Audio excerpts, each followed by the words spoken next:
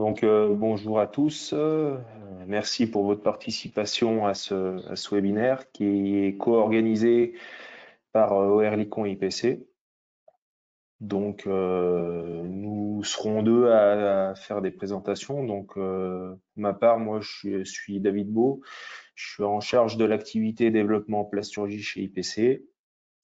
Et c'est moi qui vais vous faire la première partie de cette présentation.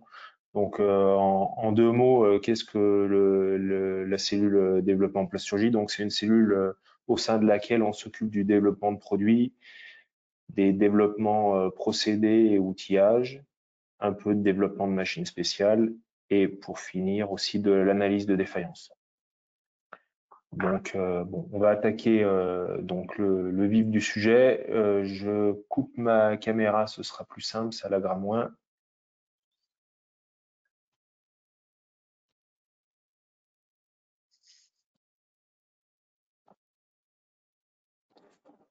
Alors, notre présentation s'articulera autour de deux axes principaux. Donc, dans une première partie, on regardera un peu tout ce qui est principales applications des dépôts. Et dans la seconde partie, on s'attachera à vous présenter les outils que nous avons développés chez IPC. Donc, on va attaquer par cette première partie qui concerne les applications des dépôts. Donc, ce premier item est consacré à l'étude de tout ce qui est force de démoulage. Donc, comme vous le savez, les plasturgistes rencontrent souvent des problèmes lors des phases de démoulage. Donc, si on met à part les problèmes qui sont en lien avec toutes les problématiques de mauvaise conception d'outillage, on peut dire que les principales difficultés qui sont rencontrées par les transformateurs sont principalement dues au frottement de la pièce sur les surfaces empreintes.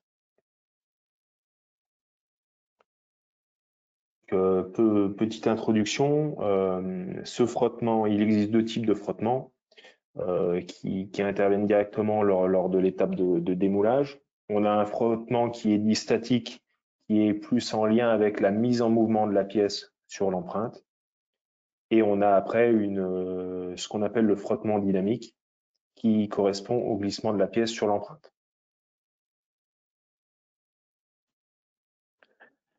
Détaillons maintenant un peu ce qu'est ce coefficient de frottement. Donc, le coefficient de frottement, finalement, c'est le coefficient de proportionnalité qui existe, qui lie finalement la force normale à la force tangentielle.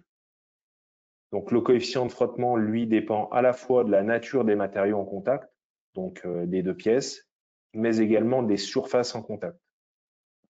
Si on prend un exemple bien connu, expérience qu'on a souvent tous fait, si on pose une masse d'acier sur une plaque en téflon ou sur une plaque en acier, il sera plus facile de pousser et de déplacer la masse d'acier qui est sur la plaque en téflon que sur celle qui est en acier, du fait du coefficient de frottement qui est plus faible.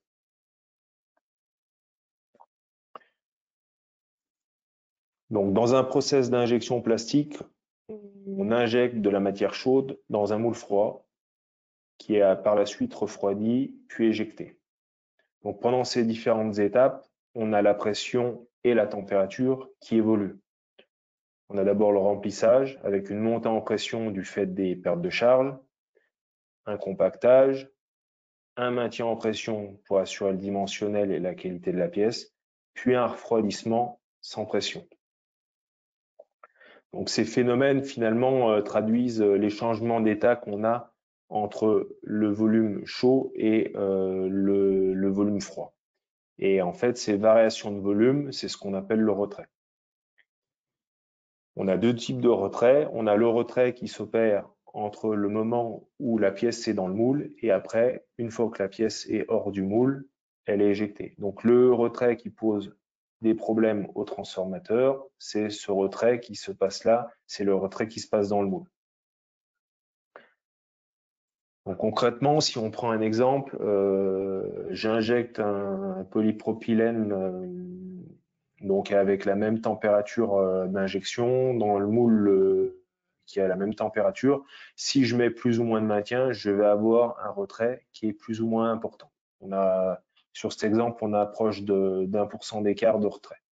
Donc le retrait est aussi en lien avec le procédé d'injection. Continuons un peu avec la phénoménologie du retrait et puis la description de ce qui se passe. Donc, ce retrait provoque un serrage sur les noyaux des empreintes. Et ensuite, on a également un décollement des parties femelles des empreintes. Donc, ce phénomène de serrage sur les empreintes, finalement, traduit un état de contrainte localisé qui complique le démoulage. On peut voir sur les trois schémas ci-dessous les trois états principaux. Donc là, on a injecté la matière qui prend tout le volume de l'empreinte. Ici, la pièce a fait son retrait, on a le décollage finalement des matrices et on a serrage sur noyau. Et pendant la phase d'éjection, on a la pièce qui, une fois qu'elle est éjectée, est tout de suite plus petite que le noyau. Donc ça traduit bien les phénomènes de serrage qu'on a sur nos empreintes. Donc finalement, la force qui s'exerce sur ces surfaces moulantes est le produit de la pression fois la surface. Donc la surface, c'est une caractéristique du moule qui ne varie pas, hein. Votre surface, elle est ce qu'elle est. La pression, en revanche, elle est dépendante de deux paramètres. Donc on a un paramètre matériau qui est en lien directement avec le module Young de la pièce et son coefficient de Poisson. Et on a aussi une contribution qui est en lien avec le retrait, qui est directement en lien avec le procédé. Pour résumer, finalement, on peut dire que les problèmes de démoulage sont principalement liés à la combinaison des propriétés méca de votre polymère et du retrait. On note aussi par ailleurs qu'on a des problèmes de démoulage qui surviennent lorsqu'on a des phénomènes de succion. Lorsqu'on injecte des pièces et puis que le volume est fermé, en fait, on a un problème de mise à l'air. Et cette dépression, hein, ce moins 1 bar qui intervient sur toutes les surfaces empreintes, complique un peu plus et augmente un peu plus la force qu'il faut pour démouler la pièce. Pour résoudre ces problèmes, plusieurs solutions sont possibles. Du côté du transformateur, on peut démouler la pièce plus chaud. Donc, démouler à plus haute température, c'est avoir moins de retrait dans l'outillage, donc avoir moins de serrage, mais c'est aussi avoir des propriétés mécaniques du matériau qui sont plus faibles. La courbe en bas à droite illustre un peu ce phénomène. Les propriétés mécaniques d'un polymère dépendent de la température. Ici, vous voyez une courbe DMA. En bleu, c'est le module de traction. On peut voir que 15 degrés suffisent quand même à abaisser de manière significative les propriétés méca. Donc, démouler plus chaud permet de favoriser le démoulage. Toujours en lien avec des solutions typées transformateurs, d'autres leviers sont possibles. Alors, on peut évidemment, du côté de la plateforme, du côté de l'atelier, augmenter la force d'éjection. Donc ça, c'est possible dans une certaine mesure si on ne déforme pas la pièce de manière permanente ou si on provoque pas des ruptures. Donc ça, c'est un levier qui est directement fait par vos techniciens d'essai. On peut également adapter la pression de maintien. Donc ça, si le dimensionnel et puis la qualité de la pièce le permet, ça peut être un levier intéressant pour aider lors du démoulage. L'utilisation de démoulants est aussi une solution qui est applicable dans certaines applications, hein. Donc, certains secteurs interdisent évidemment l'utilisation de ce type de démoulant. Citons par exemple tout ce qui est domaine médical ou alimentaire, ou alors des applications ou des pièces qui doivent être décorées par la suite où l'utilisation de démoulants pose problème.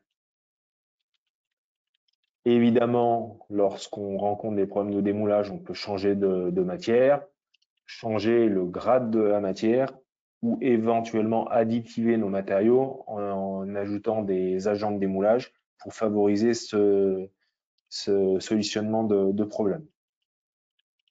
Et enfin, côté transformateur, il peut modifier sa pièce en augmentant de la dépouille pour favoriser.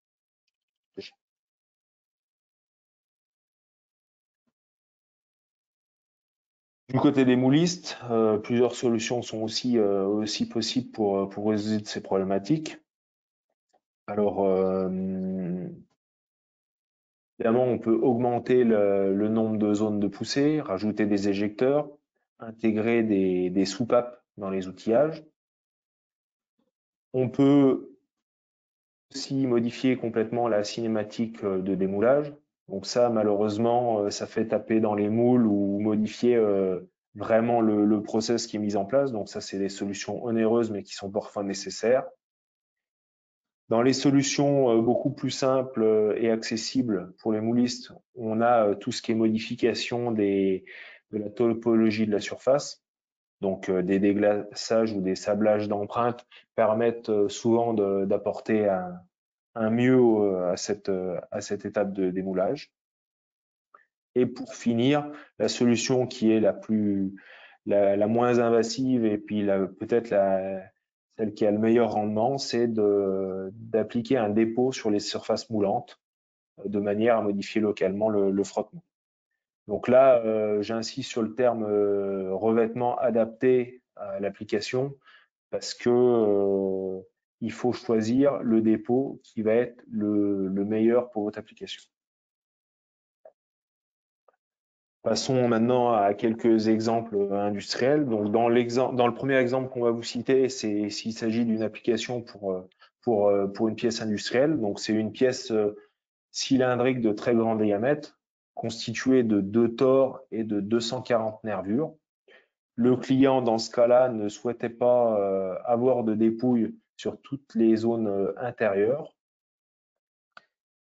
Et le matériau retenu est un matériau relativement rigide puisqu'il s'agit d'un polycarbonate. Donc la question de notre client pour cette application était comment arriver à produire cette pièce sans causer de blocage de la pièce dans le moule, hein, et sans provoquer de rupture du produit lors de l'éjection. Donc sur un type d'application comme ça, en fait, on a travaillé en plusieurs étapes. Dans un premier temps, on a développé un outillage prototype pour mettre en évidence les difficultés de démoulage. On a par la suite travaillé avec un outillage interne qu'on vous présentera un peu plus loin afin d'étudier et de définir le dépôt qui serait le plus adapté à cette application. Et enfin, on a travaillé avec un mouliste pour intégrer toutes ces modifications dans un outillage spécifique, hein, sur lequel on a intégré une cinématique particulière consistant à splitter finalement la phase de démoulage en 2 étapes, de manière à sortir une première partie des broches lors de l'ouverture et après avoir un démoulage facilité lors de l'éjection avec une pièce qui est beaucoup plus libre parce que libérée de ses entraves, d'une partie de ses entraves. Dans le second exemple industriel qu'on vous présente, en fait, on a travaillé pour une pièce du secteur du bâtiment. Donc cette pièce-là est une pièce qui est très longue, hein, qui fait 1 mètre de long, qui est moulée en polypropylène, donc une matière quand même avec un trait assez conséquent et de diamètre important.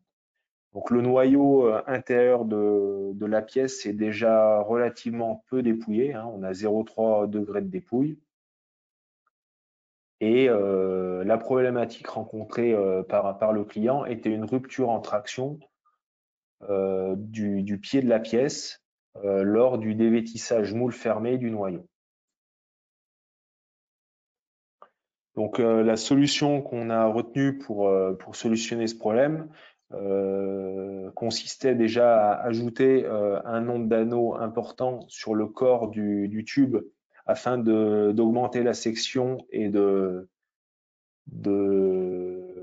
limiter le phénomène de cisaillement en traction. Donc ça a apporté beaucoup à l'application. Cela dit, en fait, cette modification de géométrie de pièce n'était pas suffisante. Il a fallu en plus rajouter un agent de démoulage au sein de la matière pour augmenter le coefficient de frottement entre le noyau et la pièce. Donc on est parti sur un agent de démoulage, donc un additif, hein, parce que l'application le permettait. Hein. C'est une pièce qui est pas soumise qui est soumise à aucune contrainte réglementaire sur ce point-là, et parce que les quantités annuelles à produire étaient faibles. Donc, il est évident que s'il y avait des dizaines de milliers de pièces ou des centaines de milliers de pièces, que la solution qui serait pérenne serait un dépôt. Donc, passons maintenant à tout ce qui est phénomènes d'interface qui sont induits par les dépôts.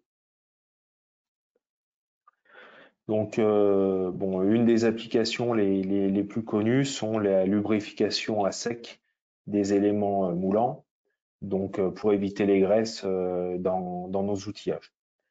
Donc ça permet de satisfaire certains secteurs qui prohibent finalement l'utilisation d'agents gras dans les outillages tels que les pièces des secteurs médicaux. Donc ce type de dépôt permet aussi d'augmenter la dureté et finalement de limiter les maintenances de ces éléments-là.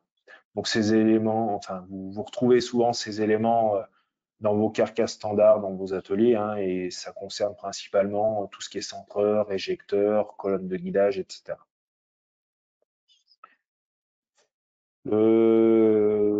Cette seconde présentation là, enfin ce second exemple en fait est l'utilisation d'un dépôt qui permet de prévenir l'usure du porte-empreinte. Dans l'exemple qu'on vous présente ci-après, vous pouvez voir en bas à droite un élément assez fin constitutif du moule. Ça, c'est la matrice de l'empreinte d'un moule de CD. Donc cette matrice-là est produite en nickel. C'est une matrice très très fine qui fait 3/10 d'épais et qui provoque l'usure du porte-empreinte qui est dessous par contraction et dilatation successive de cet élément lors de l'injection. Le temps de scie caractéristique d'un moule de CD, c'est environ 3 secondes et demie.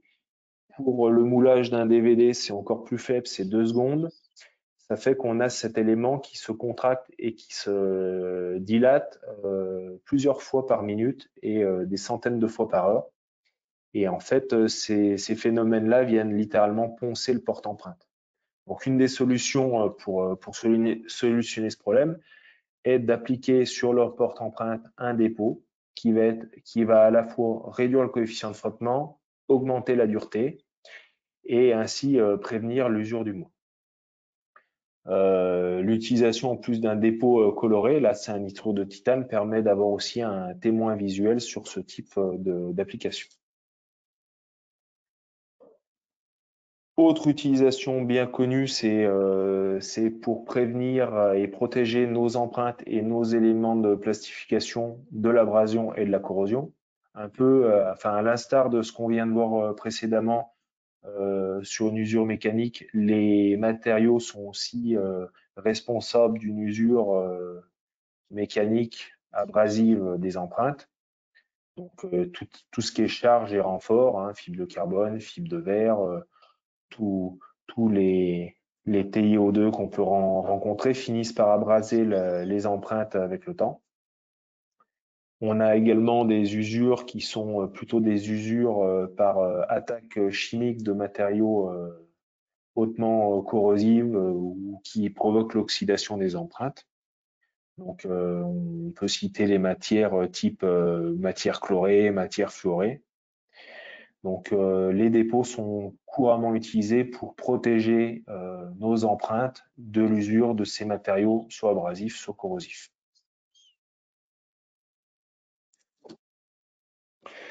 La partie suivante de la présentation va parler un peu de l'influence thermique des dépôts sur le moulage. Donc, comme vous le savez, la plupart des outillages sont métalliques. Hein, 99%, je pense, de nos outillages sont métalliques. Hein, ce sont soit des aciers, soit des aluminiums, et certains éléments sont en alliage de cuivre. Donc, l'avantage, évidemment, de ces types de matériaux, c'est qu'ils sont très, très bons conducteurs thermiques. Hein, c'est ce qu'on recherche pour avoir de la productivité en injection. Néanmoins, cette bonne conductivité fait que la copie de la surface moulante, enfin la surface empreinte, n'est pas très bonne par notre matière injectée. En effet, la réplication en fait directement en lien avec la température d'interface qu'on a, et cette température d'interface de matière moule n'est pas la simple moyenne des températures outillage, enfin température outillage et température d'injection. C'est pas juste la moyenne de ça. En fait, c'est un peu plus compliqué que ça. C'est une moyenne qui est pondérée des effusivités respectives de ces matériaux. Ça fait que dans les faits, on a une température d'interface qui est beaucoup plus proche de la température du moule que de la température matière. Utiliser des dépôts permet de rehausser cette température d'interface, car les dépôts sont souvent moins conducteurs que nos matériaux composants normaux. Si on prend un exemple industriel, sur une pièce injectée en SAN, c'est un SAN noir de type Black Piano. Si j'injecte ce SAN-là dans un moule en acier ou dans un moule revêtu avec un alliage, avec un dépôt DLC, on ne va pas avoir la même température d'interface. Dans le cas de l'acier nu, on va se retrouver avec une température d'interface de 67 degrés. Dans l'autre cas, on est plutôt à 111 degrés. Et en fait, on constate, quand on observe nos pièces, que la copie est bien meilleure du polyglace sur nos empreintes, et on a un effet noir beaucoup plus prononcé lors de l'utilisation d'empreintes avec des dépôts. Dans la même idée, Oerlikon a beaucoup travaillé sur ces copies de grains et de surface, de topologie de surface. Oerlikon a mis en évidence que les grains charmilles étaient beaucoup mieux répliqués lors de l'utilisation de dépôts sur les empreintes comparativement à des empreintes nues. Donc en fait, il se trouve que les grains sont plus fidèles et on a une meilleure copie des surfaces moulantes. Attention toutefois, du coup, à l'utilisation en mode pompier des dépôts. Hein. Si vous rencontrez des difficultés de démoulage et que vous utilisez un dépôt pour vous aider à démouler vos pièces, il faudra faire attention au changement d'aspect, finalement, au changement d'aspect du grain sur votre pièce obtenue. Il faudra peut-être réajuster votre grain avant application du dépôt. Et finalement, pour conclure sur l'influence du dépôt dans le process d'injection, on peut parler un tout petit peu d'écoulement.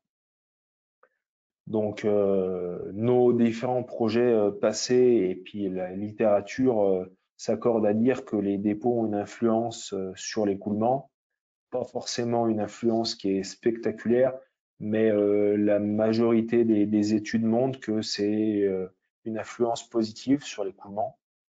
Donc l'origine de ce bénéfice est assez mal connue. Il semblerait que ce soit un mélange de léger glissement à la paroi et de bénéfices en lien avec la thermique outillage. Donc ces différents bénéfices en fait vont s'exprimer soit par une réduction finalement de la pression dans vos empreintes, soit par une augmentation des longueurs d'écoulement.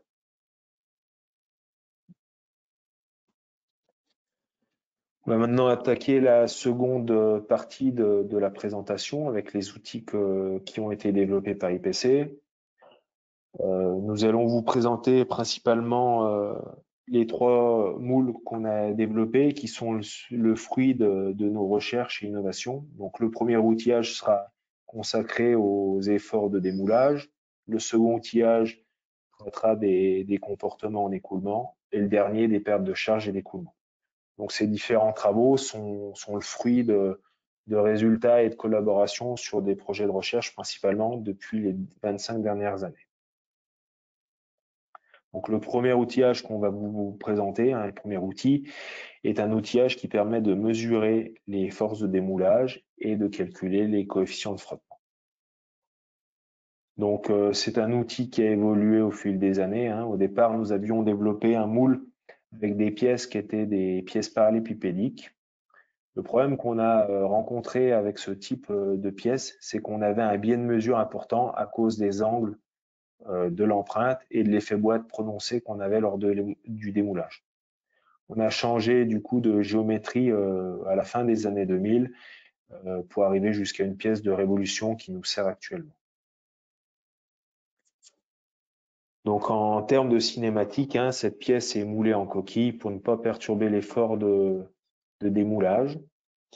On a une plaque dévêtisseuse qui éjecte la pièce après un léger retard pour neutraliser le dégrappage automatique des sous-marins lors de l'éjection. Et on a 3 capteurs de force qui sont présents dans des bagues de mesure dans la dévêtisseuse qui mesurent les forces d'éjection. Donc ces données sont également directement en lien avec la plaque dévêtisseuse, avec la position de la plaque dévêtisseuse pour finalement avoir une force qui est fonction de la position de la plaque dévêtisseuse. La zone d'étude, elle, c'est une bague, une simple bague qui est rapportée. Toute la régulation est placée dans le noyau derrière. Donc en fait, on peut facilement refaire des bagues d'études avec différentes natures, différents dépôts, différentes topologies pour les applications de nos clients. On a également à disposition donc des clients certaines bagues qu'on a développées dans les projets passés, donc avec différents dépôts. Hein. On a des nitrures de chrome, des nitrures de titane, des DLC. Enfin, on a tout un tas de bagues, souvent plutôt polyglace, mais certaines ont une rugosité différente. Donc celles-ci, elles sont au service des clients s'ils en ont besoin. On a également participé dans un projet de recherche, il faut citer un projet de recherche qu'on appelait Polyrêve avec la société Oerlikon à l'époque, enfin en partie avec la société Oerlikon, travailler sur des dépôts qui étaient très très minces et surtout à destination d'applications optiques. En fait, pour les applications optiques, même un léger voile de quelques microns modifient la topologie de la surface et peuvent provoquer des problèmes pour les pièces vraiment typées optiques.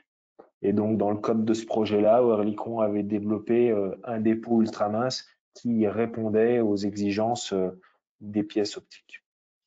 Donc voilà, ces bagues sont également au service des clients pour SR. En plus de mesurer les efforts de démoulage, hein, là c'est de la mesure, expérimentale. Cet outillage permet aussi de déterminer les coefficients de frottement statique et dynamique. Donc ça, coefficient de frottement pardon, qui dépend du triptyque moule, matière, topologie.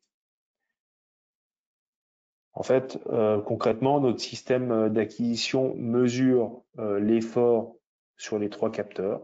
Donc c'est ce que vous pouvez voir sur la courbe en bas à gauche. Nous, on fait la somme de forces, enfin la somme de ces 3 forces pour obtenir la force totale qu'il faut pour éjecter la pièce. On prend le maximum de cette force, on en trace une courbe de tendance. Donc on suit cette courbe de tendance tout au long de l'essai. Donc on jette à peu près une cinquantaine de pièces avant de conserver une trentaine de pièces qui sont en mode stabilisé. Donc c'est ce que vous pouvez voir sur le graphe central.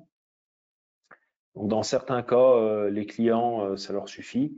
Il leur faut juste un comparatif de force, des forces maximales qui sont enregistrées sur leurs matériaux et sur leur bague de test. Et en fait, ça leur permet de sélectionner directement le dépôt. Dans certains cas, on va un peu plus loin, on va jusqu'à calculer le coefficient de frottement.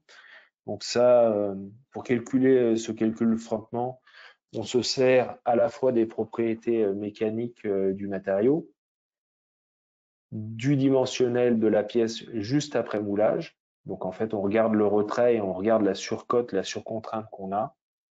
Et par calcul avec la force des moulages, on obtient le coefficient de frottement. Donc on obtient une courbe en fonction de la course de la dévêtisseuse avec un maximum qui est le coefficient de frottement statique et après, de manière stabilisée, le coefficient de frottement dynamique.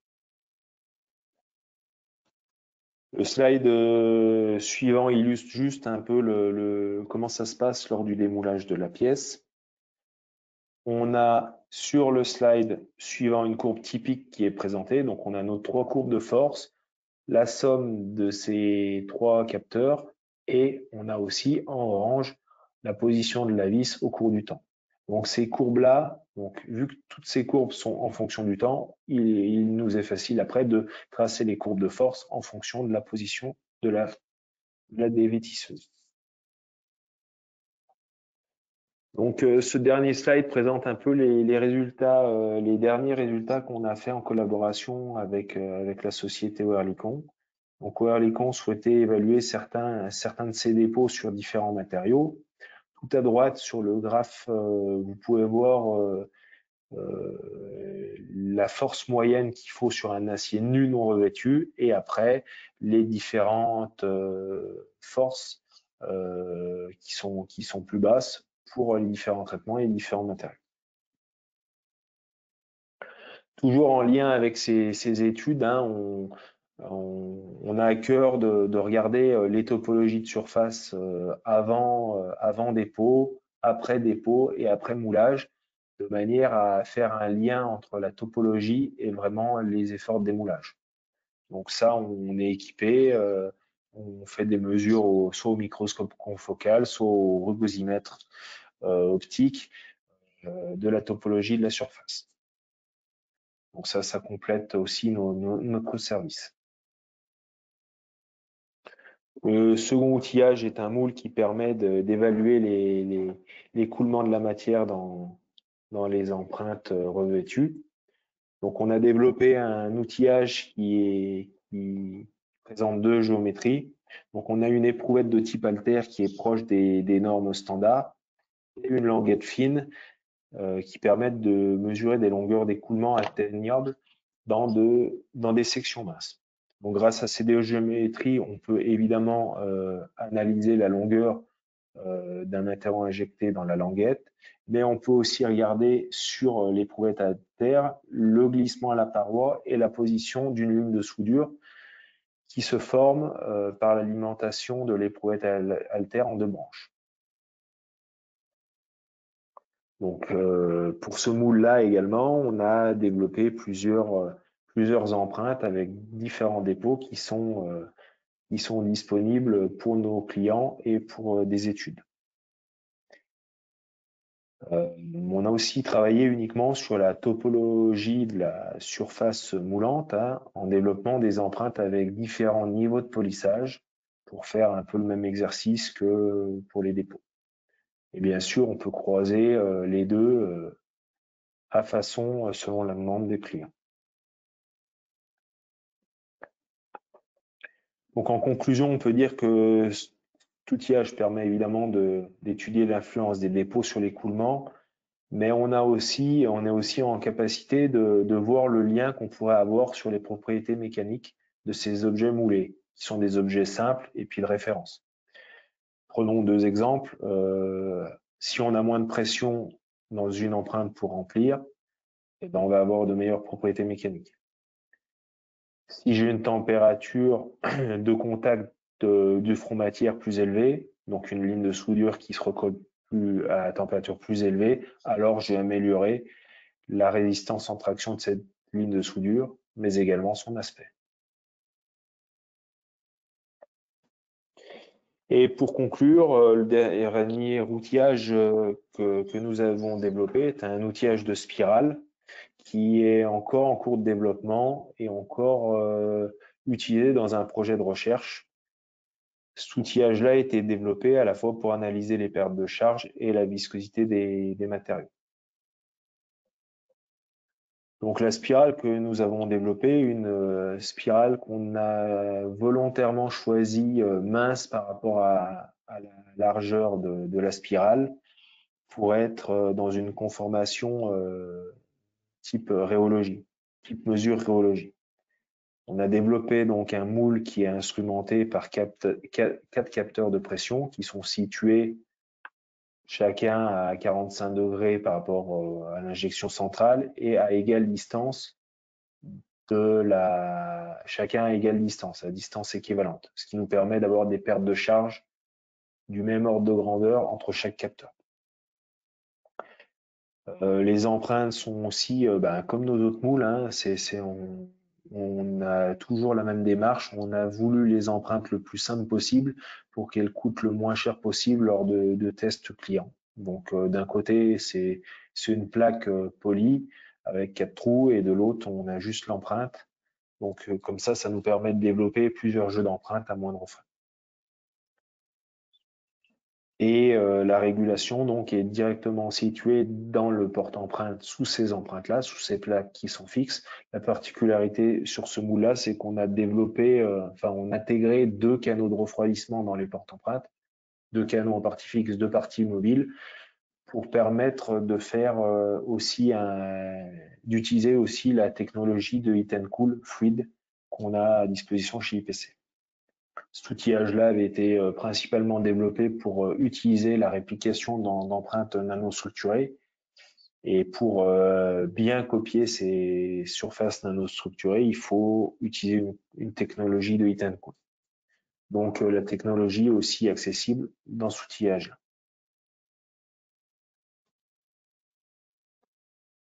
Donc on a pour ce moule-là et pour ce process-là 2 modes de fonctionnement possibles. On peut soit choisir de remplir la pièce avec une commutation en pression, et à ce moment-là, on compare les longueurs d'écoulement, atteintes. Soit on remplit totalement la pièce et on regarde les pressions maximales atteintes lors de la commutation. Donc voilà, 2 modes de fonctionnement. On a par ailleurs développé sur cette cellule de moulage un système vision qui permet de contrôler en automatique et de nous donner en automatique la longueur de la spirale moulée. Et on peut évidemment par calcul vous donner la valeur de viscosité lors du moulage, puisque les empreintes ont été développées selon une géométrie bien définie pour respecter certaines règles rhéologiques. Donc voilà, j'en ai fini pour la présentation IPC. Je vous remercie pour votre attention. Pour les questions, en fait, on va au niveau des questions, on répondra de manière globale avec Monsieur Thieffry en fin de présentation à Erlicon. Je vous remercie et je passe maintenant la parole à Monsieur Thieffry pour la suite de la présentation. Merci David. Alors, juste... Est-ce que vous voyez mon écran?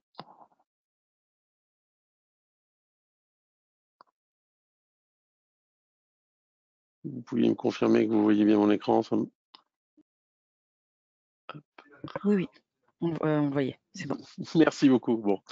Merci de votre présence à tous, déjà. Merci à David et à Lucille pour l'invitation à discuter un petit peu des revêtements à destination de la plasturgie. Je vais me présenter rapidement. Je m'appelle Eric Thieffry, je suis le directeur commercial au Erlicon pour la France. Auparavant, je me suis beaucoup concentré sur tout ce qui était outillage de formage, dont font partie l'injection plastique. Rapidement, juste décrire qu'est-ce que le groupe Oerlikon.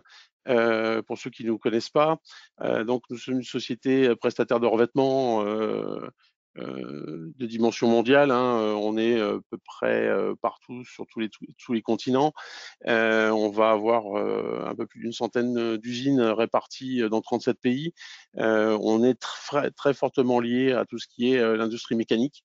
On intervient sur les outils coupants, on intervient sur la frappe, la découpe, l'emboutissage, et bien évidemment, ce qui nous intéresse aujourd'hui, tout ce qui est injection plastique. Donc partout où il y a des bassins d'activité mécanique, eh bien vous retrouverez des entités qui réalisent du revêtement à destination de la protection des outils.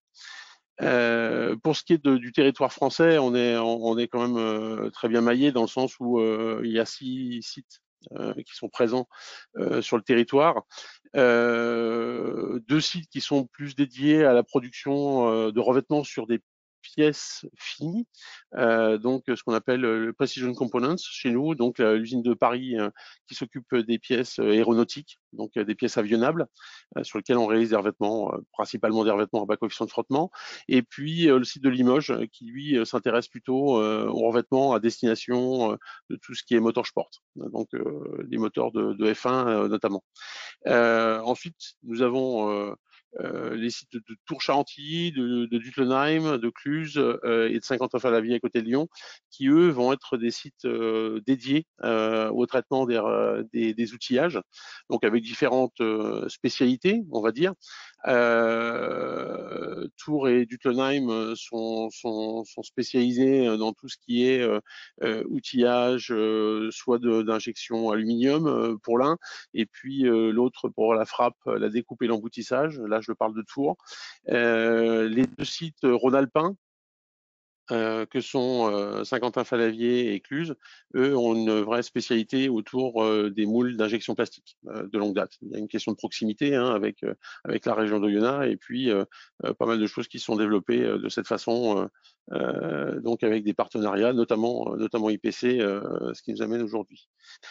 Alors, Oerlikon s'intéresse à la plasturgie depuis longtemps, et on a continué de développer dans ce sens-là avec l'acquisition d'un fabricant de blocs chauds, HRS, il y a quelques années en arrière, et donc c'est avec cette synergie que l'on développe de plus en plus de solutions à destination de l'injection, parce qu'on s'aperçoit qu'il y a beaucoup de choses qui changent dans vos métiers, et les solutions qu'on avait identifiées il y a quelques années en arrière fonctionnent toujours, mais peut-être sont insuffisantes par rapport à la nouvelle donne de la plasturgie. Donc, le fait d'avoir intégré HRS nous permet de travailler de façon plus approfondie sur tout ce qui est les phénomènes de la transformation plastique. Alors, pour résumer le portfolio des revêtements que l'on a à notre disposition au sein du groupe, je dirais qu'on a 3 technologies principales. Ce qu'on appelle les dépôts PVD, les dépôts physiques en phase vapeur. On va évaporer une cible qui est constituée d'un matériau métallique, et puis parce qu'on est sous vide, parce qu'on a des conditions de courant, on va pouvoir réaliser des revêtements qui sont des céramiques. Ensuite, on a une deuxième technologie à disposition qui est le CVD. Donc ça, c'est Chemical Vapor Deposition. Donc là, on va travailler plutôt avec des gaz. C'est plutôt des process qui se passent à haute température, qui vont nous permettre, en craquant des molécules un peu spécifiques, de réaliser des revêtements céramiques de la même façon. Mais là, on est plutôt à des températures qui dépassent les 800-900 degrés. Donc, tous les matériaux ne sont pas compatibles avec ce process. La troisième techno, c'est typiquement, j'allais dire, le PACVD. Donc, c'est de la CVD, mais assistée par plasma.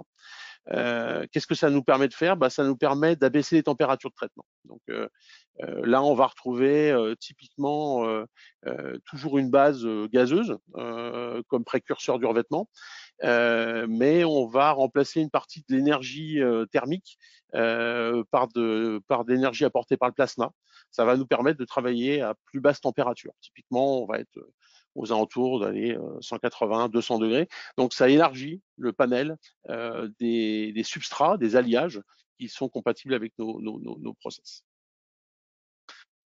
On a également dans notre famille une technologie complémentaire à celle des revêtements. Ça va être les traitements de diffusion.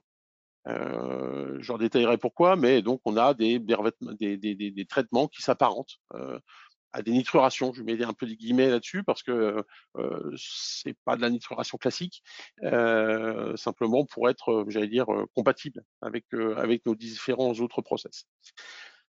Ce ne sont pas les seuls, bien que le core business reste la couche mince d'un côté et puis ces traitements de diffusion, on a aussi au sein du groupe des divisions qui font des revêtements un peu plus épais. On a notamment la division Medco qui va faire de la projection thermique.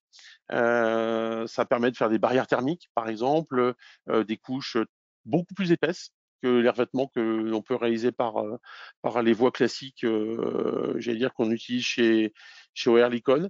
On parle peut-être de 50, 100, 200, 300 microns. Hein. On est loin des 5 à 10 microns typiques qu'on utilise dans nos process standards.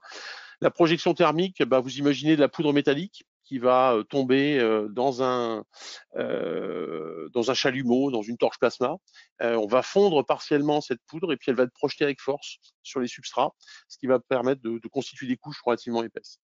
La dernière famille, j'allais dire, d'activités que nous avons à avoir avec le laser cladding. Alors tout simplement parce que nous fabriquons au sein du groupe des poudres métalliques, les fameuses poudres métalliques que l'on projette en thermospray. Et on va pouvoir, j'allais dire, les utiliser également pour faire de la fabrication additive par laser. Donc ça, c'est la dernière activité, j'allais dire, au sein du groupe. Alors, la fabrication additive, elle est bien connue hein, chez les mécaniciens moulistes. Hein. Aujourd'hui, il y a beaucoup de pièces qui sont faites en conformal cooling. Alors, nous, on est intégré en fabrication additive, mais je dirais que c'est une spécialité qui nous est pas propre aujourd'hui. On s'intéresse plus à de la fabrication de pièces aéronautiques, aérospatiales, mais tout ce qui est conformal cooling nécessite des compétences supplémentaires qui ne sont pas nécessairement présentes encore au sein du groupe.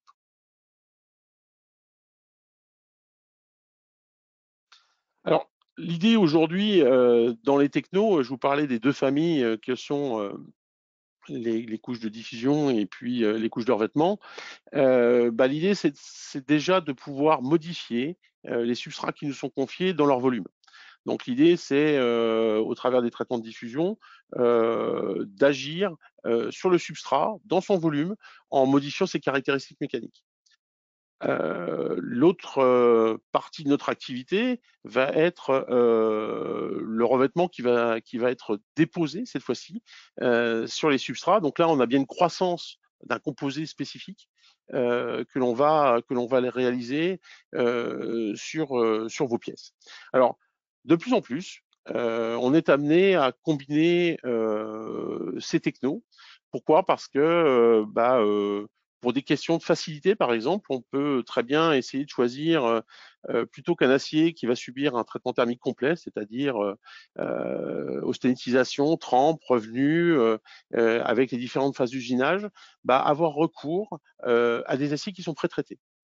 Parce qu'ils sont plus faciles à usiner, peut-être parce qu'ils sont disponibles aussi dans des dimensions qui sont plus importantes.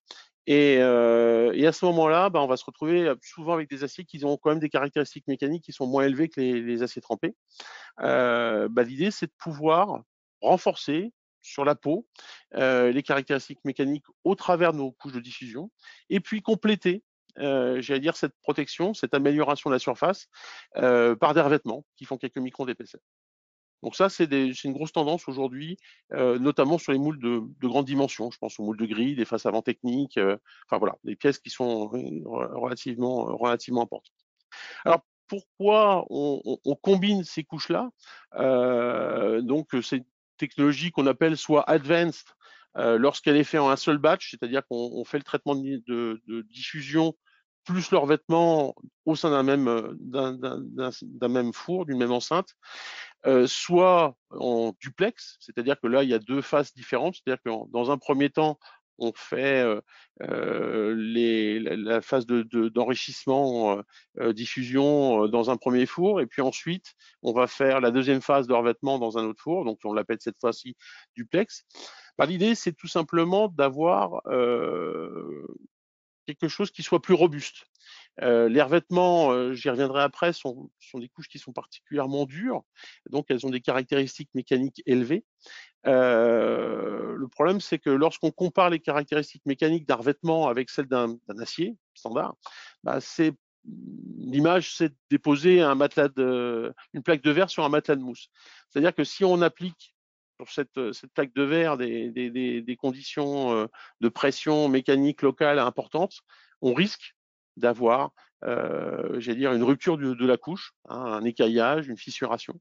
Et donc, pour éviter ça, on va combiner les couches afin de rendre le substrat, l'acier sur lequel on dépose le revêtement, plus robuste et avoir un meilleur support, une meilleure rigidité sous le revêtement afin de donner de la longévité à l'ensemble. C'est pour ça que de plus en plus, on a cette thématique de combinaison entre les couches dures et les couches issues de la diffusion.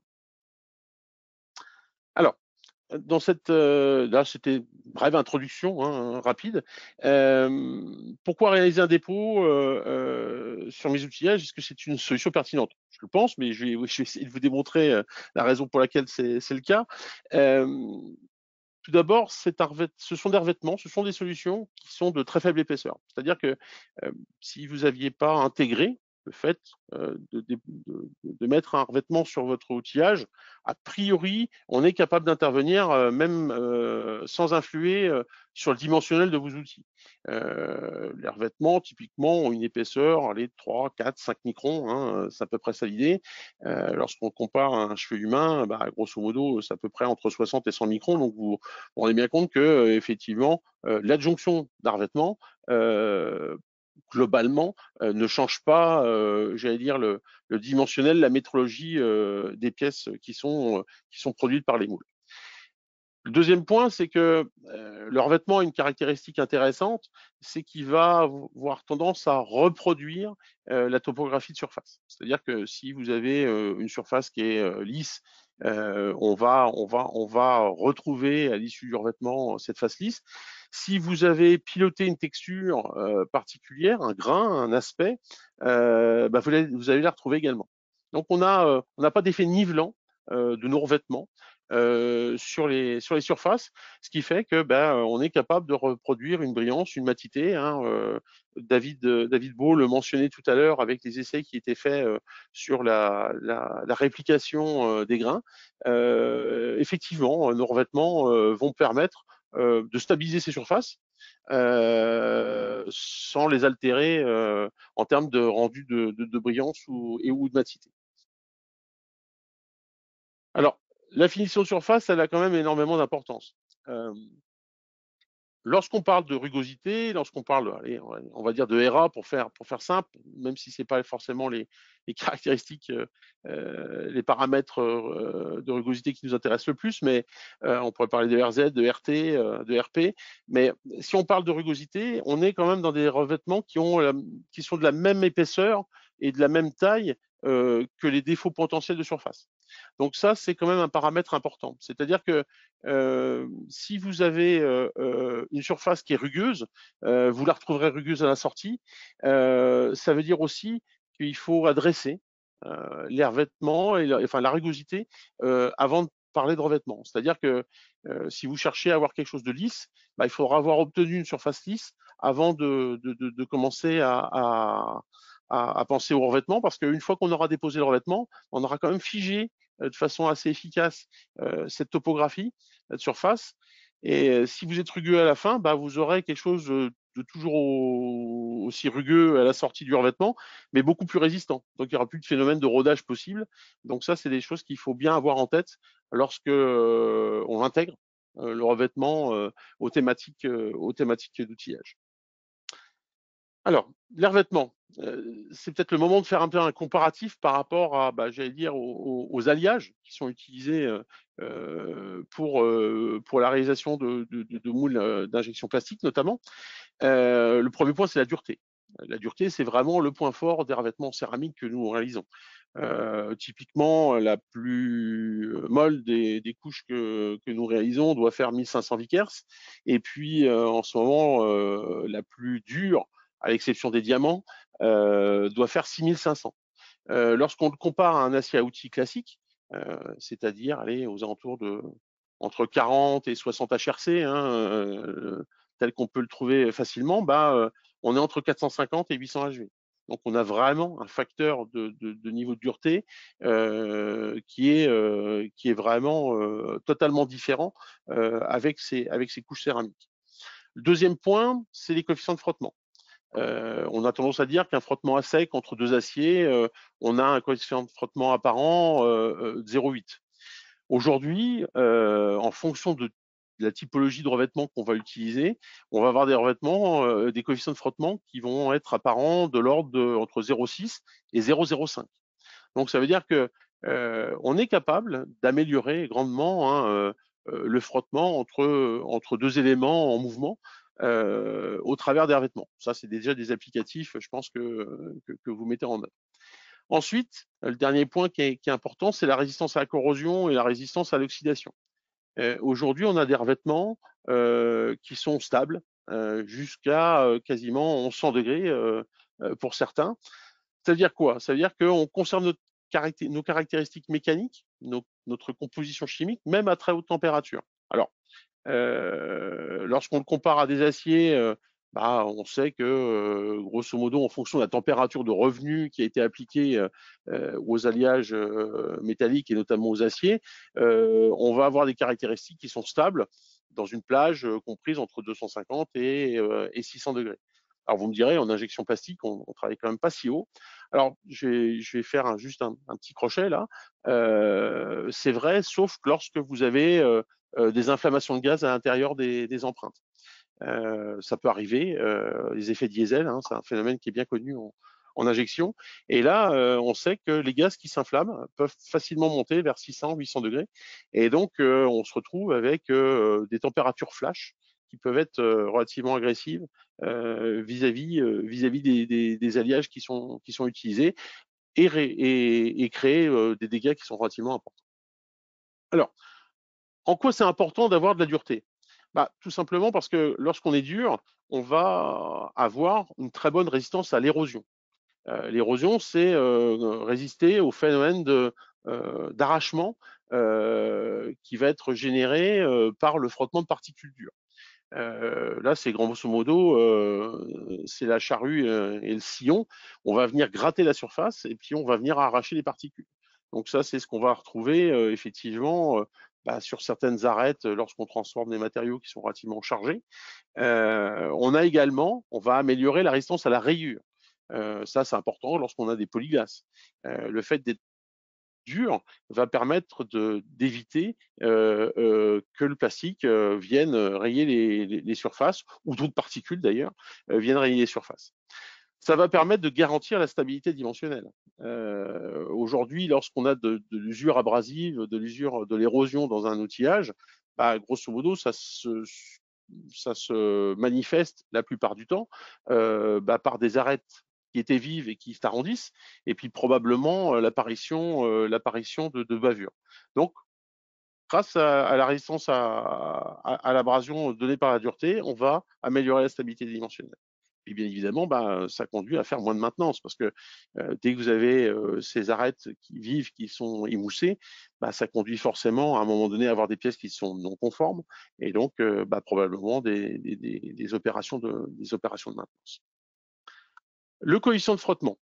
Le coefficient de frottement, j'allais dire d'une manière générale, le premier bénéfice, c'est de pouvoir utiliser un petit peu moins de lubrifiant dans un moule.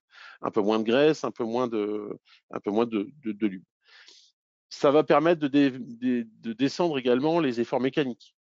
Donc pourquoi c'est intéressant d'avoir moins de lubrification? Il y a certains domaines, je pense notamment au packaging, hein, où on parle pharma, food, cosmétique. On est limité par l'utilisation des graisses qui peuvent migrer à l'intérieur de l'outillage et venir polluer les contenants. Donc effectivement, moins on utilise de graisse, mieux on gère des pollutions potentielles par le biais du revêtement. On va avoir aussi, par exemple, des pièces qui partent en peinture. Les pièces qui partent en peinture pour le domaine autonomie, par exemple, hein, pièces plastiques, si on a des pollutions par les lubrifiants, il se peut qu'on ait des défauts d'adhérence ensuite, des traitements de surface ultérieurs qui seront faits sur les pièces. Alors, je parlais de peinture, mais ça peut être aussi de la galvanisation qui est réalisée sur les pièces. Donc ça veut dire que si on utilise moins de lubrifiant, on a moins de risque de polluer la pièce plastique et donc peut-être moins de nécessité de devoir les nettoyer à l'issue des phases de production.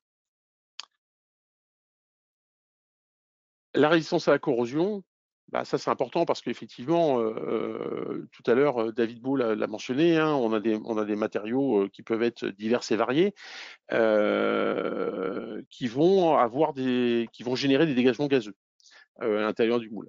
Alors, ça peut être des dégagements chlorés, hein, si on transforme des PVC, par exemple. Ça peut être des dégagements fluorés lorsqu'on a des PTFE présents dans certains plastiques. Ça peut être aussi des gaz directement issus, j'allais dire, de la plastification du composant lui-même. Je pense par exemple aux polyamides, hein, qui pour certaines versions ont tendance à générer pas mal de gaz. Et puis, ça vient aussi potentiellement des additifs. On a de plus en plus de plastiques qui contiennent des V0, hein, des ignifugeants, et ça peut concourir également à la génération de gaz de façon plus importante. Donc, par le biais des revêtements, parce qu'ils sont stables jusqu'à très haute température, eh ben, ils vont bloquer ces attaques chimiques en surface de façon relativement efficace. Il y a aussi des attaques acides, par exemple, hein, je pense là notamment par exemple au surlin, qui peuvent dégager des vapeurs acides à l'intérieur d'un outillage. Bah, c'est vrai que les couches barrières qu'on est capable de réaliser vont protéger les aciers de ces attaques acides qui pourraient mettre à mal la résistance des aciers qui sont utilisés. Donc effectivement, 3 raisons effectives d'utiliser les revêtements. Donc là, typiquement, on va chercher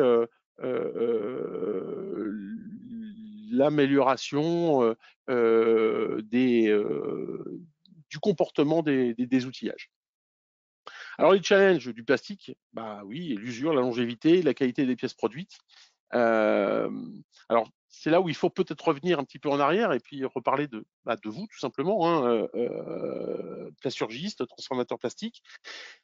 Les plastiques, ça reste des matériaux qui sont quand même relativement complexes. On leur demande beaucoup de choses à nos plastiques aujourd'hui, parfois de remplacer des pièces précédemment réalisées en métal. Et donc, on leur demande d'avoir des caractéristiques qui sont relativement larges.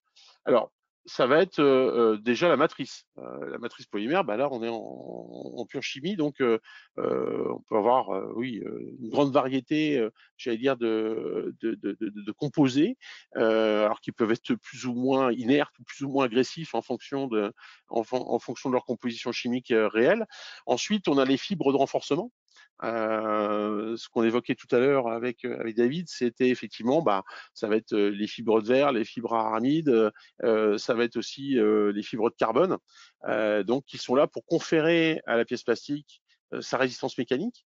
Donc, effectivement, elles donnent des caractéristiques supplémentaires, mais elles ont aussi un impact sur les surfaces pour lesquelles, j'allais dire, les surfaces moulantes qui sont exposées à leur présence. Après, il y a les charges. Alors les charges, là, il y en a quand même pléthore, hein. Alors ça peut être simplement du talc parce que on cherche à avoir une meilleure tenue à la chaleur. Ça peut être des oxydes de titane parce que on veut améliorer la résistance à l'hydrolyse ou augmenter, j'allais dire, le côté blanc de certains produits. Ça peut être des quartz. Donc tous ces produits-là viennent compléter, j'allais dire, la gamme d'abrasion potentielle au sein des plastiques. Puis après, il y a les additifs. Alors là, on peut avoir des lubrifiants parce que on cherche à améliorer le coefficient de frottement de la pièce en plastique en elle-même, hein. Là, on parle par exemple de PTFE, hein. Une fois de plus, le téflon peut se retrouver dans certains plastiques. On a des plastifiants, on a des stabilisants, des colorants, et tout cela vont modifier potentiellement la chimie et donc vont avoir une influence sur les paramètres de transformation de vos plastiques et puis sur aussi leur degré d'agressivité vis-à-vis des outillages. Et ça, c'est parce qu'on parle uniquement, j'allais dire, des compounds neufs. Aujourd'hui, il y a une grosse thématique qui arrive sur le marché, c'est celle des produits recyclés. pour lesquels, effectivement, on va réintroduire dans la chaîne de production des plastiques qui ont déjà été transformés, et puis parfois avec des plastiques qui sont plus exactement dans les mêmes typologies qu'à l'origine, et qui vont plutôt, de notre connaissance aujourd'hui et des échanges que nous avons avec nos clients, renforcer le caractère, j'allais dire, agressif des plastiques vis-à-vis des outillages. Alors les challenges, je pense que tous ceux qui sont présents aujourd'hui l'ont vécu. Ça va être la résistance à l'usure, ça va être du collage, ça va être des problèmes de démoulage. David Beau l'a cité tout à l'heure, la résistance à la corrosion, la rayure. Et pour toutes ces thématiques-là, on va avoir, au travers des revêtements, des solutions d'amélioration de l'existant. Typiquement, aujourd'hui, grâce à ces éléments-là, on va pouvoir gérer de façon relativement efficace la résistance à l'usure abrasive par les charges, grâce à la dureté de nos revêtements, la résistance à l'oxydation, on l'a dit, le nettoyage facilité. Alors ça, c'est quelque chose qu'il faut peut-être que j'explicite un petit peu. Souvent, on constate que lorsqu'on transforme les plastiques, vous avez des condensats qui gèrent. C'est ce qui va venir éventuellement obstruer les évents, les choses comme ça. On a des gaz qui vont venir se condenser à la sortie de remplissage des pièces. Et ces condensats sont toujours très agressifs et ont tendance à se loger dans la surface, c'est-à-dire à s'ancrer dans les surfaces. Grâce au revêtement, on a constaté que on n'empêchait pas le phénomène parce qu'il y a bien création de gaz et il y aura bien condensation. Par contre, ce qu'on améliore finalement, c'est le fait de limiter la qualité de l'ancrage de ces condensats sur la surface. Donc, c'est-à-dire que lorsqu'on doit éliminer ces condensats, ça se fait un peu plus facilement lorsque les revêtements sont présents à la surface des outillages. La résistance à la corrosion, je vous l'ai explicité, c'est à la fois les vapeurs acides qui peuvent être générées, ça peut être les vapeurs corrosives qui sont issues de la dégradation des plastiques lors des phénomènes de plastification et d'échauffement. Ensuite, il y a le travail en lubrification restreinte. Donc ça va être dire le revêtement, au travers de leur coefficient de frottement bas, pour certains, vont être utilisés comme substitution des solutions lubrifiantes pour assurer une tenue au frottement, tout en en évitant les phénomènes de grippage, de soudure à froid que l'on peut retrouver entre les différents éléments. Alors, qu'est-ce qui est concerné, par le revêtement lorsqu'on parle d'injection plastique? À peu près tout. Tous les éléments qui sont en contact avec le plastique fondu peuvent bénéficier de la jonction du revêtement. Alors, si on parle d'extrusion, effectivement, les vis, les filières, les mandrins, la partie calibrateur va pouvoir bénéficier du revêtement et de ses caractéristiques. Pour ce qui est de l'injection plastique, la même chose. Vis, empreinte, broche, chariot, tiroir, cale, éjecteur, cale montante, quelle que soit broche de dévissage, vont être concernés par les revêtements, et puis en soufflage de la même façon. Donc on a vraiment, une couverture très large des éléments qui peuvent être, accessibles ou en tout cas améliorés par la présence du revêtement. Les usures typiques, je pense que je vous en ai déjà parlé, je refais une dernière passe. L'encrassement, effectivement, c'est le micro-craquage des composés qui vont venir se condenser. Je l'évoquais juste avant. L'usure abrasive, j'y reviens pas, c'est ces particules dures qui vont venir user les surfaces. Alors quand je parle d'user les surfaces, on parlait tout à l'heure de métrologie, mais c'est aussi protéger un décor. Une texture. C'est-à-dire qu'aujourd'hui, on peut très bien imaginer un grain d'aspect sur une pièce et qui va simplement par le flux de matière se voir poli et puis finalement perdre localement sa brillance ou sa matité. Là, on parle de taches de gras, par exemple, hein, sur des pièces grainées. On va avoir des marques de flux qui correspondent à, j'allais dire, à la zone d'écoulement. À la zone d'écoulement dans l'empreinte et des veinages par exemple hein, qui sont des défauts typiques sur ces pièces-là. Grâce au revêtement, parce qu'on a déjà reproduit le grain tel qu'il devait être, on va pouvoir le maintenir dans sa géométrie et donc dans sa brillance et sa matité au fur et à mesure du temps. Puis la décomposition catalytique, effectivement, c'est la séparation, hein, le dégagement de ces vapeurs chlorées ou fluorées ou la corrosion par d'autres effets diesel. Hein. Je citais tout à l'heure les polyamides, mais on pourrait en parler avec les PPS, on pourrait en parler avec pas mal d'autres typologies de compounds qui ont ces typologies de décomposition. Alors, vous imaginez bien qu'aujourd'hui, pour répondre à cette thématique de protection des outillages, en revêtement, on ne se contente pas d'un seul revêtement. On aimerait bien avoir la solution magique qui permet de couvrir l'intégralité des besoins. Hélas, forcément, c'est pas le cas.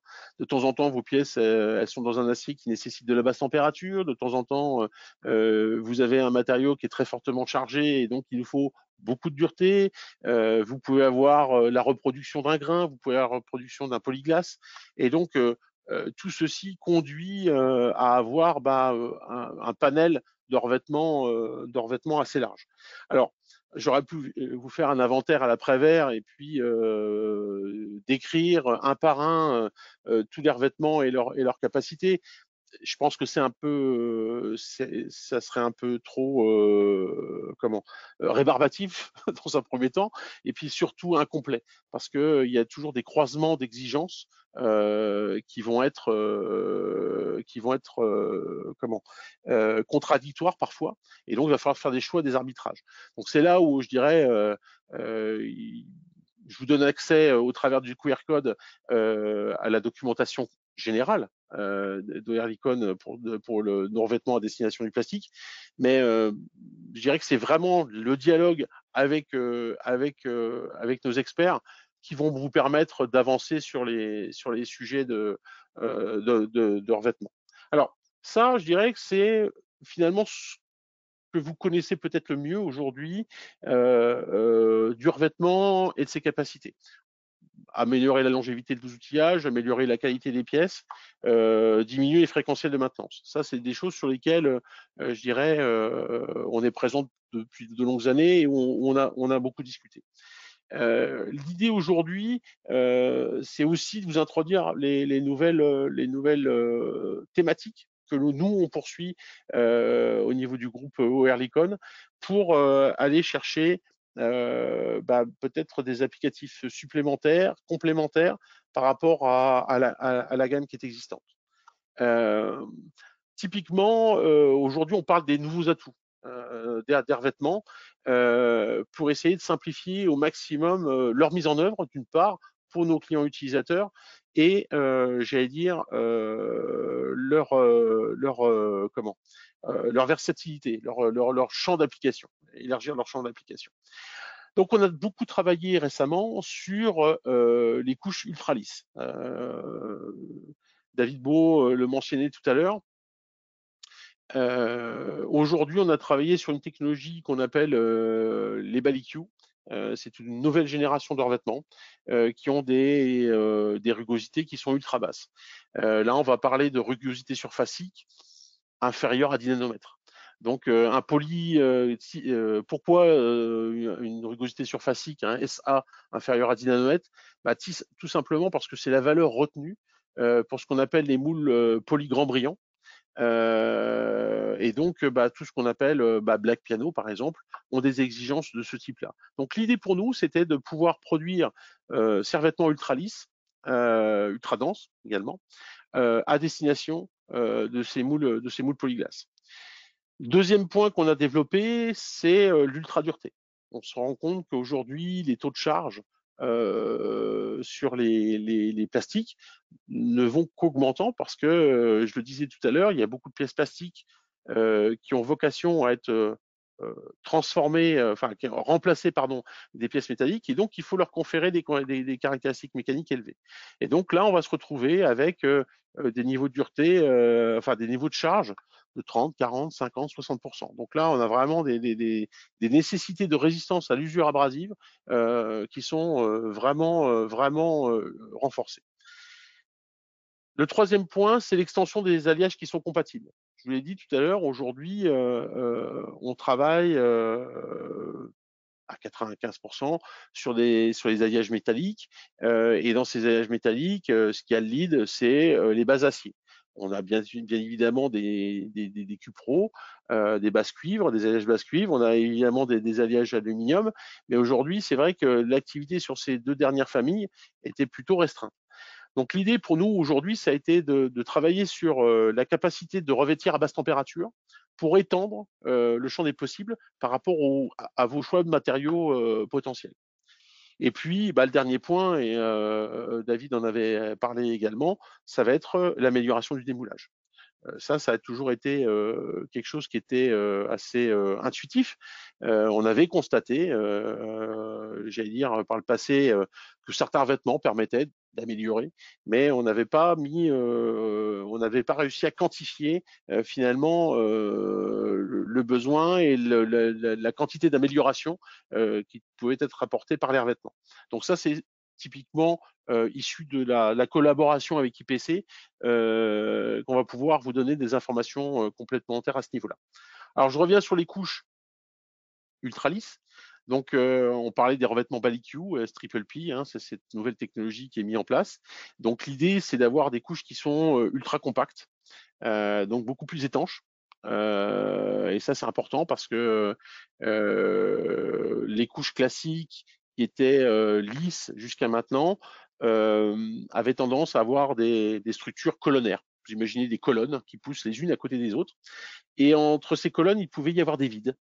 Et dans ces vides, vous avez la possibilité pour les gaz corrosifs de s'introduire, de pénétrer au travers de la couche et d'aller jusqu'au substrat.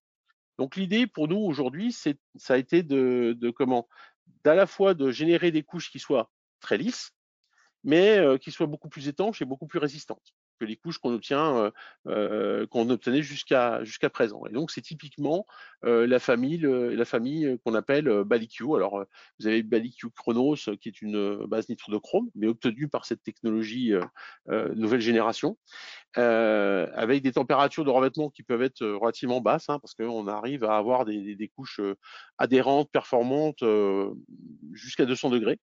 Le lithium de titane trouve une seconde vie dans l'applicatif injection plastique au travers de cette technologie-là.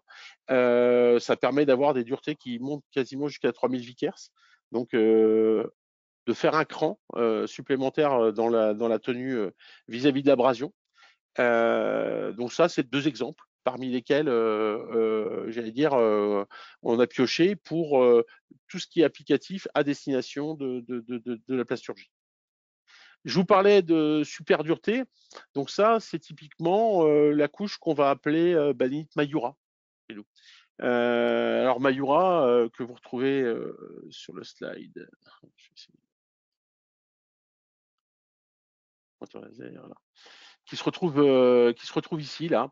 Donc cette couche fait partie de la nouvelle génération des couches à base carbone.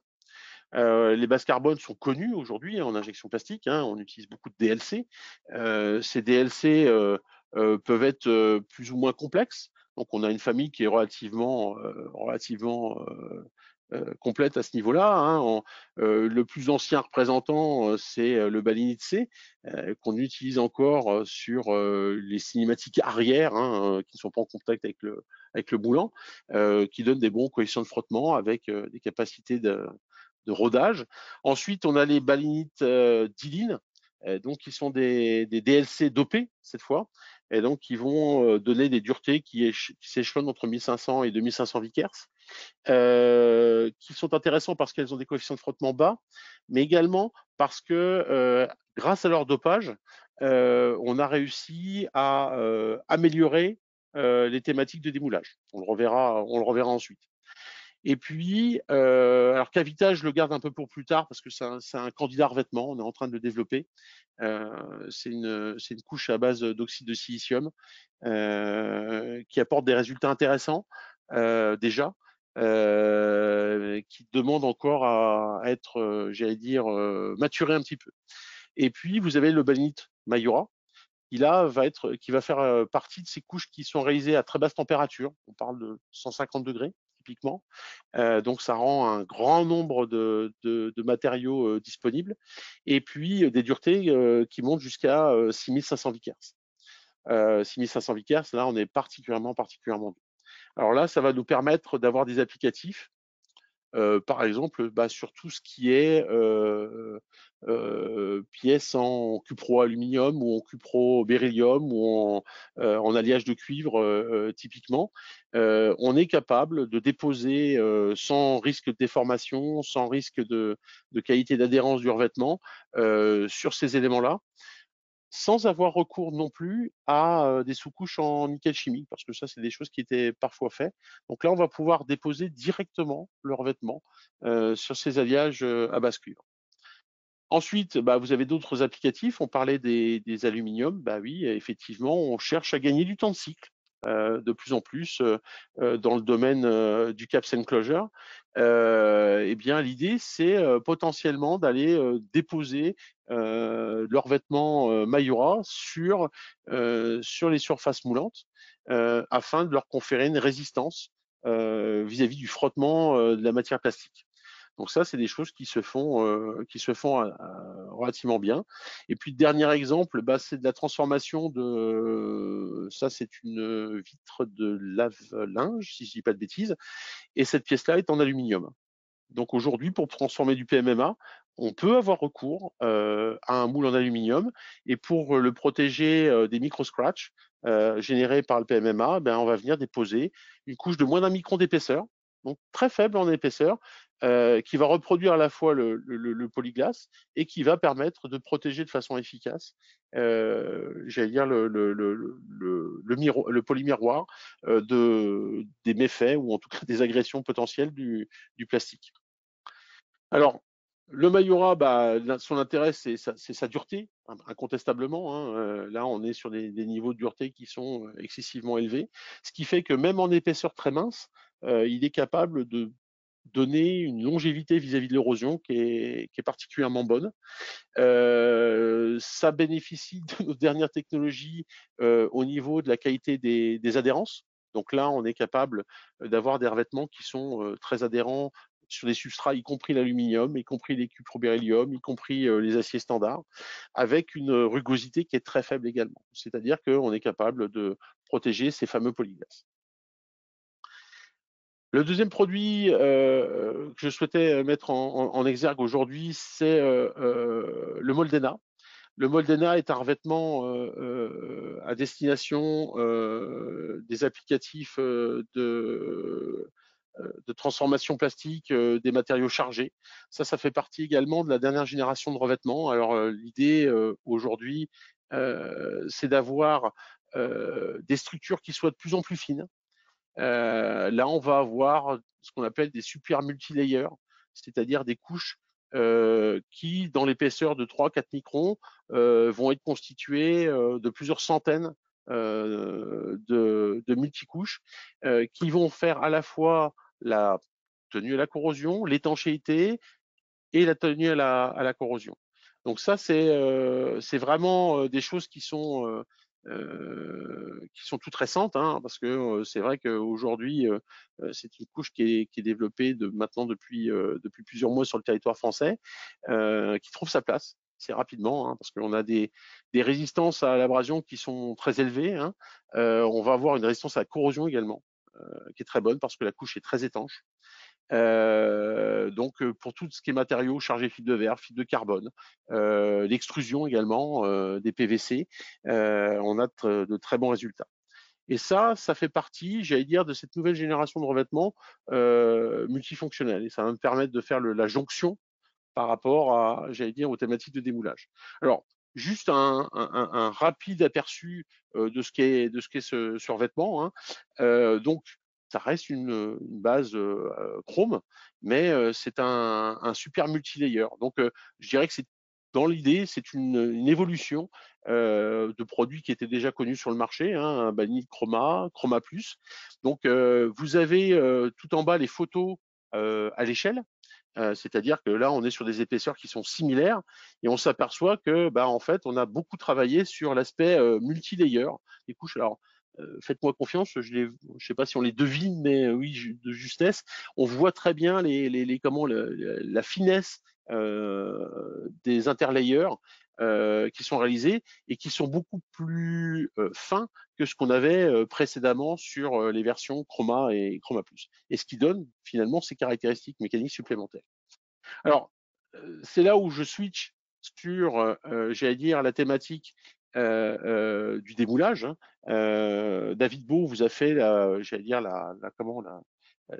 l'explication sur la façon dont fonctionnait l'outillage pour pouvoir quantifier finalement les gains potentiels que pouvait apporter un revêtement au niveau des capacités de démoulage. Et là, pour nous, ça a été vraiment quelque chose de très positif parce que ça nous a permis de quantifier, d'évaluer finalement d'un revêtement par rapport à l'autre pour un matériau donné, finalement ce qu'on était en droit d'attendre en termes d'amélioration. Et là, on s'aperçoit que on a des valeurs comparées à un acier non revêtu qui sont bien moindres. C'est-à-dire que on va avoir nettement une amélioration à chaque fois qu'on apporte un revêtement finalement à la surface de vos outils, de sa capacité de démoulage. Alors celui qui sort le mieux son épingle du jeu, typiquement, c'est le Moldena. Ses caractéristiques, j'allais dire, de composition chimique, d'énergie de surface, font qu'aujourd'hui, dans les matériaux qui ont été testés, avec IPC, polypropylène, polycarbonate, ABS, polypro chargé fibre de verre, on arrive à avoir une amélioration qui est notable, reproductible, des efforts de démoulage. Avec des gains qui sont relativement importants. Alors, c'est pas le seul à apporter ces gains-là, ce qui est une bonne nouvelle parce que, comme je vous l'ai dit, on n'a pas un seul revêtement pour couvrir l'intégralité, j'allais dire, des thématiques et des besoins en injection plastique. Mais en tout cas, c'est celui qui montre le plus de diversité de réponses aux différents matériaux. Et ça, on le retrouve au travers des applicatifs aujourd'hui sur lesquels on a déjà qualifié Moldena. Alors, on parlait de matières, j'allais dire, plastique, PP, PC, ABS, donc avec des aspects. On parle des polyamides, on parle aussi d'extrusion PVC, on va parler de matériaux type caoutchouc pour lesquels on a effectivement de très bons résultats.